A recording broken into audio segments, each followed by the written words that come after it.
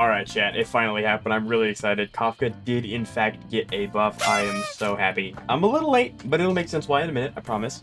So basically what we're going to be doing today is we are going to be doing MLC 11 with Kafka's premium team.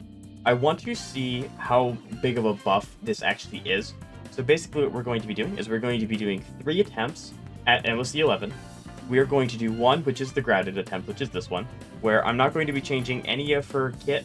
Her relics and her Lycon are going to stay the same as they were before the 3.4 update, and we're just going to see how long it takes to clear floor 11, and then we will do it again, but I will have the buff active, I won't change anything. Then the third attempt, we will go into it again, but we will have access to a whole new kit, a whole new relics, a whole new Lycon, and see how much of a difference this actually makes. I must admit, I did do all of 3.4 with Kafka, the parts that it would, let you play as your own characters. And I was really happy with it. I thought it was really, really nice. And lastly but not least, we will be having a timer in the top right that you all can see. I have a timer on my phone, so what I'm saying and what's on screen might be a little different. Always go with what's on screen. And then, while we wait, I'm going to go ahead and just talk about some of the buffs that these 4 goobers have gotten. Because I think they're all really, really good. I think Silverwolf got the biggest jump out of all of it, but she also needed it the most, if I'm being honest. So Kafka's first buff is her skill triggers dot on all targets. So basically, Kafka's skill used to only really trigger dot on the first target, and it would also just hit the left and the right for extra damage, like you see right there. Now, it applies dot to all 3 of them, which is really nice because it allows more shock, more dot, and more triggers. So very, very big. The talent now triggers on any kind of attack. Before that, her talent used to only trigger when you used a basic attack, so an auto. Now it triggers on any attack, so alt, skill, auto, it'll always trigger, which is a huge buff to all of your character's damage. Even Walk can hit, which is kind of funny to think about. She also got a bonus ability refresh for her talent. So basically, you see that on the bottom left, where she has 2 rhombuses instead of 1. Well, she will have 2 rhombuses instead of 1 when we turn the buff back on, but right now she only has 1. Basically, she gets 2 of those, which will allow her to do more dot and be triggered again, which again helps more damage. It's super, super nice. That was probably the part that I noticed the most. I was really excited when doing the 3.4 story, is that she got 2 follow-ups, which is like crazy. It's only 1 follow-up, but it does so much. Blade got a huge buff, so now instead of scaling based off of attack, he's scaling off of max HP, and I must admit, I don't have Blade. He is the one character that I don't have that got buffed, so I do not know actually how good these buffs are, but nonetheless, a buff is nice for him. Hellscape state, so basically when you go into his E, he enters Hellscape state. It improves his aggro, so he will be hit more, and the more HP that he loses, the more stacks he'll get, which means more damage he does. Including damage with his follow-up attacks, which is super, super nice. His follow-up attacks also generate extra energy. So from my understanding, his follow-up attacks did not generate energy before this, or they generate more. Again, I don't have him, so I don't know this for certain. But his follow-ups do generate more energy, which allows him to ult more often, which obviously his ult does a lot of damage, and it heals him, which gives him more stacks. Silverwolf again got the biggest buff out of all 4 of them. Her ultimate now hits multiple targets, and that also applies the defense reduction of all of them instead of just 1. This is insane. The defense reduction is a huge debuff for enemies, huge buff for us, and now being able to apply it on more than 1 enemy is really, really nice. And Silverwolf's skill now prioritizes the type of the first character in the party, which is most likely the DPS. If not, you can just swap the 2 and it's fine. This is super huge because before this, Silverwolf just randomly picked an element of a party member and was like, yeah, that one. Now she actually prioritizes the one in the front, which means that she can actually be used outside of Mono Quantum, and it will make sense. So that's really, really handy. She now regenerates energy at the start of combat and turn, so she'll be able to go into her ult much faster and just keep churning out defense reduction debuffs, and it's just super, super strong. The defense reduction is really strong, and being able to apply that to more than 1 enemy is absolutely insane. You basically hit E on whatever enemy you want to die, and then just keep spamming after that. I know it ended, but we have a little bit more to... Actually, I'll go ahead and start the second one, and then we'll finish talking about these buffs. So that one, according to me, took 4 minutes, 14 seconds, and 6 milliseconds, which isn't too bad for floor 11. It's not the worst. Now we're going to try it again, but we're going to have the buff enabled. Again, I'm not going to change anything. It's going to stay the exact same. We're just going to have the buff turned on. One more time, because I want to know. Okay, buff's active. We're going to go back in. We're going to do what we did before, and we are going to test this and find out. And hit start. There we go. Okay, so that's going to go in the background. So, Jingliu now scales off of max HP instead of attack. Again, really nice buff because she takes HP, so her stacks will go up. Gain synergy and crit damage when allies lose HP. So this is when she gets, when her allies get hit with anything, or when she uses her E and she slowly takes away their HP. She will gain more stack, which increases her crit rate. And this also allows her to go more consistently into her Spectral Transmigration, which is her ult. It's when she, you know, gets the really big sword and her blindfold goes away. It's really, really cool. And when she goes into this state, she gets an extra stack of synergy.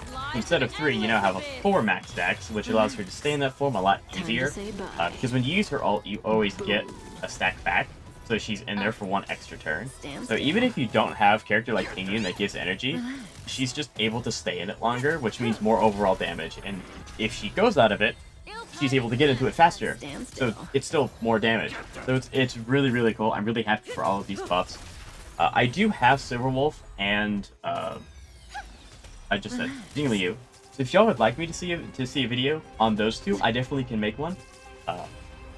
I think Silverwolf's best team is Acheron, if I'm not mistaken, and then Jingliu's probably... I haven't looked at Jingliu's, if I'm being honest. I think hers is like a Blade kind of mishmash team. So, and I don't have Blade, so but I can try. I'll definitely figure out the second best option, and I can make those videos if y'all want to see it. But we're already on the phase 1, and we're only at 1 minute and 40 seconds. So this is pretty good. This is pretty good time. Kafka did die though.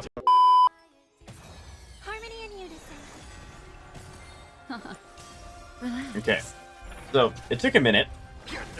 Now, unironically, after I said that, we won the immediate next run. So we are looking at a total time of 2 minutes, 49 seconds. That's a lot less time. Oh, wow. Okay. That is... Okay, that's a lot. Now, I'm doing this off of my phone, so the time on screen is the default time. This is just a reference for me, because I won't know the actual time until I edit the video.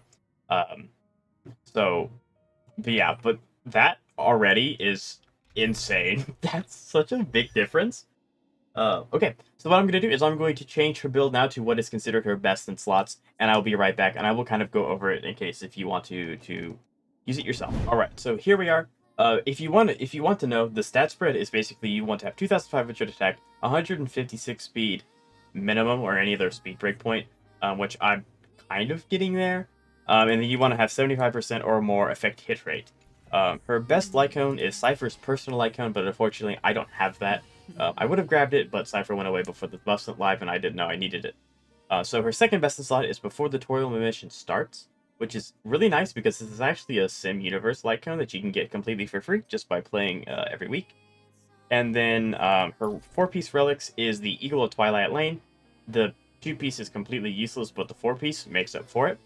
And then the planar ornaments is Lushaka, the Sunken Seas, which is really, really nice. So, now that she has this, we're going to go back into it. This one's going to be, as long as I don't die. As long as I don't die. This one's going to be kind of more sped up, so that way, because at this point you all have seen this fight 3 times. So, it will be sped up, and then we'll kind of talk about it afterwards. So, let's see what we can do. Kafka's using so many more ults. Wow, this is insane. Oh my god. Stand still.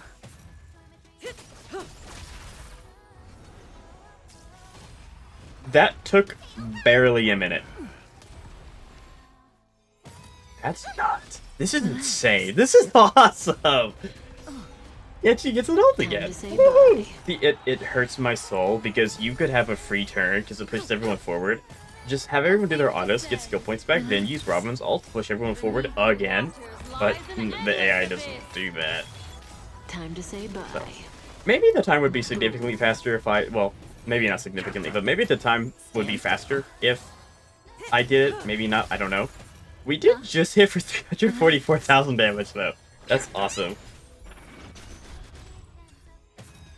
Yeah, this is awesome.